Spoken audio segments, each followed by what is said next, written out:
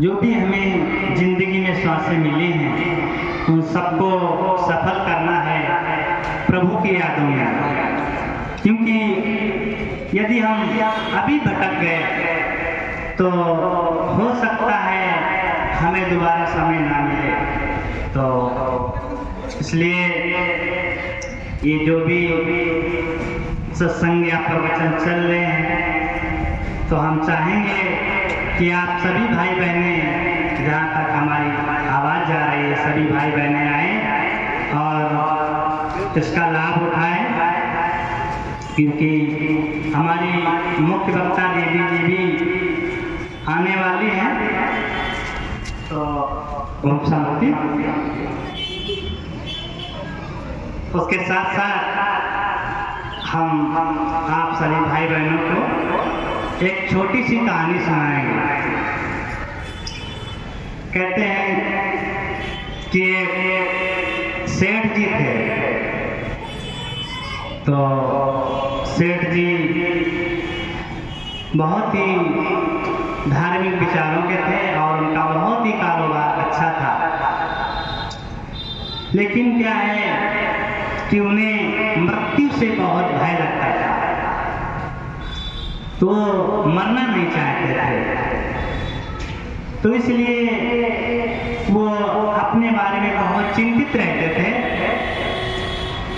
कि पता नहीं किस समय हमारी मृत्यु आ जाए। तो सोचते सोचते उन्हें एक युक्ति सूझी कि क्यों ना हम मृत्यु से ही दोस्ती कर लें, ताकि हमें मृत्यु का भय खत्म हो जाए। तो उन्होंने मृत्यु से दोस्ती के लिए उनका आह्वान किया और कहा कि भाई हम आपसे दोस्ती करना चाहते हैं।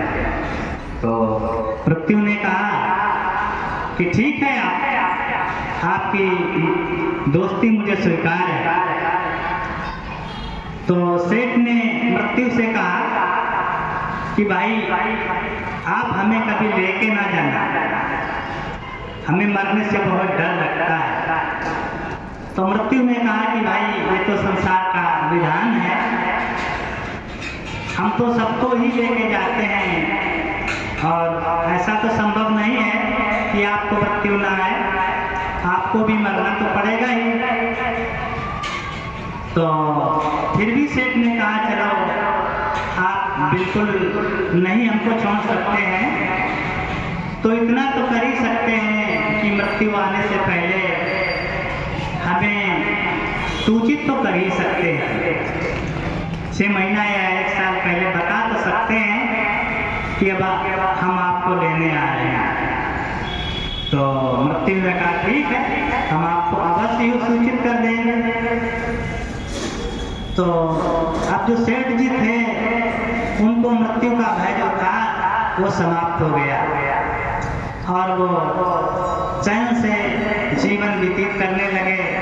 अपने धंधा कारोबार बिजनेस में बहुत ही व्यस्त हो गए और धीरे धीरे बहुत समय व्यतीत हो गया। क्योंकि जो उन्हें मृत्यु का भय था वो तो निकल चुका था कि भाई जब मृत्यु आएगी तो मुझे पहले से ही सूचना मिलेगी। तो बहुत समय व्यतीत हो गया और वो जो सेठ जी थे वो भी बूढ़े हो गए। एक दिन क्या हुआ कि मृत्यु लेने के लिए आ गई कि कहा भाई सेठ जी हम आ गए हैं आपको लेने के लिए। तो सेठ जी जो थे वो बहुत ही चिल्ला उठे, कहा तुम तो दोस्ती के नाम पर, मित्रता के नाम पर कलंक हो। आपने कहा था कि हम आपको लेने आएंगे, उससे पहले आपको सूचित करेंगे, लेकिन आपने कोई सूचना नहीं दी, कोई फोन नहीं किया, कोई चिट्ठी नहीं भेजी, लेकिन आप हमें एकाएक क्यों लेने आए? तो मृत्यु ने कहा कि नहीं, मैंने आपको सूचना भेजी थी। तो सेठ जी ने कहा कि आपके पास कोई सबूत है? या आपने मुझे कोई सूचना भेजी या कोई चिट्ठी भेजी है तो आप दिखाओ। तो मृत्यु ने कहा कि नहीं, मैंने एक नहीं चार जो है चिट्ठियां भेजी हैं, 4 बार सूचित किया, लेकिन आपने हमारे तरफ कोई ध्यान नहीं दिया, अटेंशन नहीं दिया। तो भाई सेठ ने कहा दिखाओ। तो मृत्यु ने कहा देखिए कि पहले चिट्ठी हमारी जो है आई जिसमें हमने आपके बालों को सफेद कर दिया, लेकिन आपने कोई ध्यान नहीं दिया। आपने जो है कृत्रिम कलर लगा करके, माना कि डाई वगैरह मेहंदी वगैरह लगा करके और आप श्रृंगार करते रहे, लेकिन हमारे तरफ कोई भी ध्यान नहीं दिया। तो देखिए ये चिट्ठी आई कि नहीं आई। तो सेठ जी ने स्वीकार किया, हाँ भाई आई। बताया और कोई?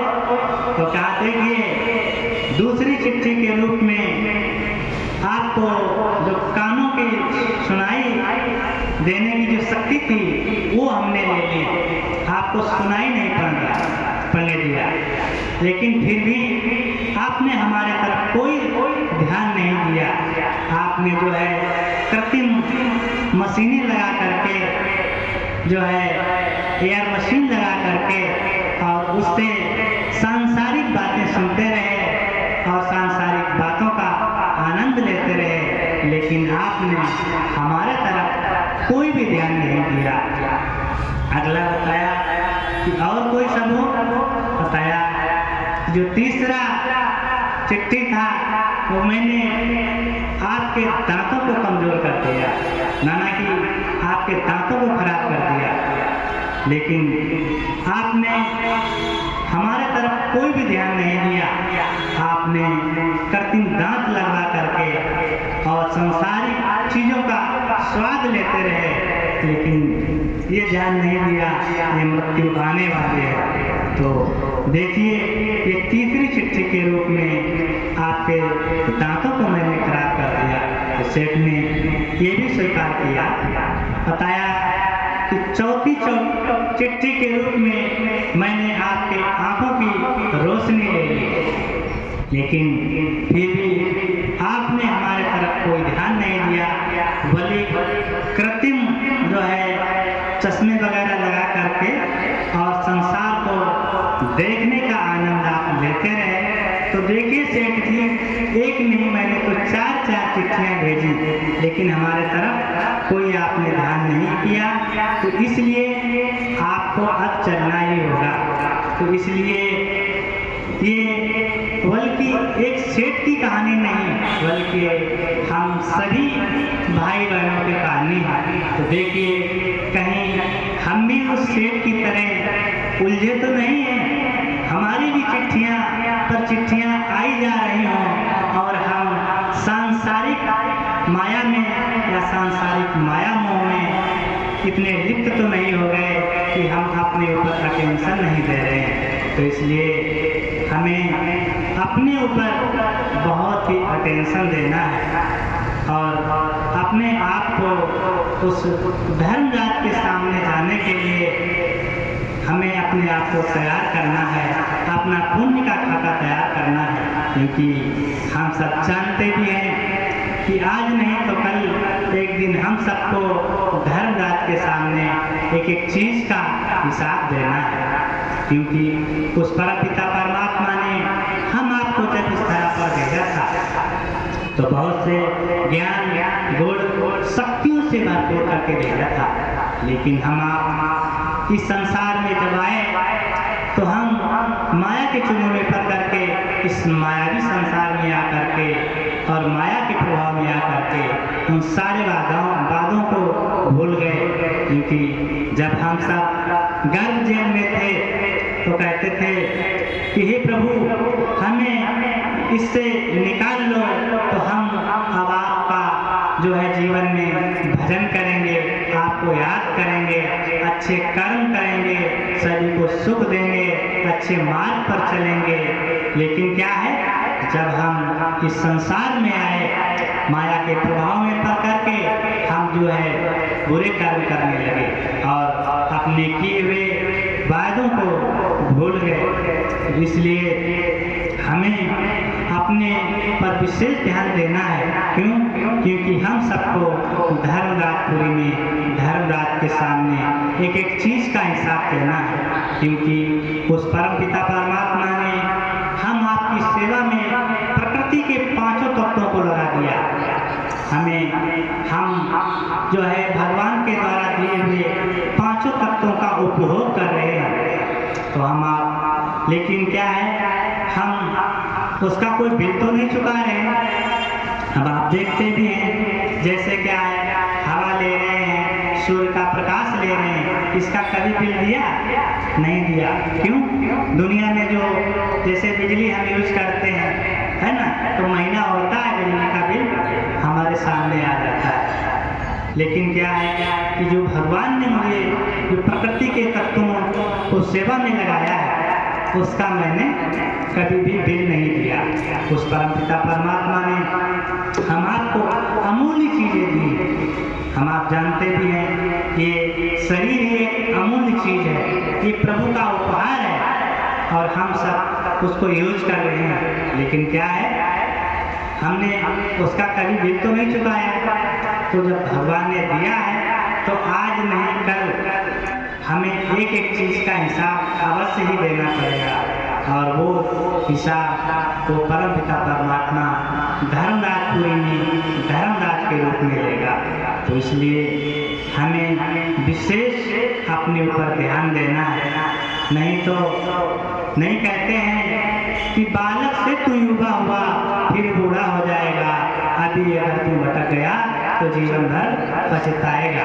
यदि हम अभी भटक गए, अभी भी हम कल कल करते रहे, तो निश्चित ही कि एक दिन हमें काल खा जाएगा। तो इसलिए हमें कल पर नहीं छोड़ना है। क्योंकि अधिकांश हमारे भाई बहनें सब कल पर छोड़ते रहते हैं कि चलो अभी हमारी उम्र ही क्या हुई है, क्या हम बाद में भक्ति पूजा कर लेंगे, बाद में अच्छे कर्म कर लेंगे, बाद में पुण्य कर्म कर लेंगे, बाद में भगवान को याद कर लेंगे। तो लेकिन कल पता नहीं होगा हमारा या नहीं होगा, पता नहीं कौन सा सांस हमारा अंतिम सांस हो जाए। इसलिए हमें अपने पर बहुत विशेष अटेंशन देना है, ध्यान देना है, ताकि मुझे कल पश्चाताप न करना पड़े, पछताना न पड़े, धर्मराजपुरी में धर्मराज के सामने सर न झुकाना पड़े, बल्कि हमारे ऐसे कर्म हों, ऐसे सुंदर कर्म हों, ऐसे पुण्य कर्म हों। नहीं कहते हैं कि जब हम इस दुनिया को छोड़ के जाएं तो जो है देवता भी फूलों की वर्षा करें। तो नहीं, किसी ने कहा है कि जब तू आया था तो तू रोता था, जग हंसता था। अब तू ऐसे कर्म कर कि जग रोता हो और तू हंसता जाए। तो इसलिए जब हम सुंदर कर्म करके जाते हैं, अच्छे कर्म करके जाते हैं, पुण्य कर्म करके जाते हैं, तो हमें रोना नहीं पड़ता है।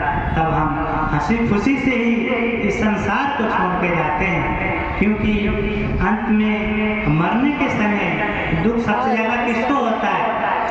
जिन्होंने अपने जीवन में बुरे कर्म किए होते हैं। क्योंकि वो जानते हैं कि हमें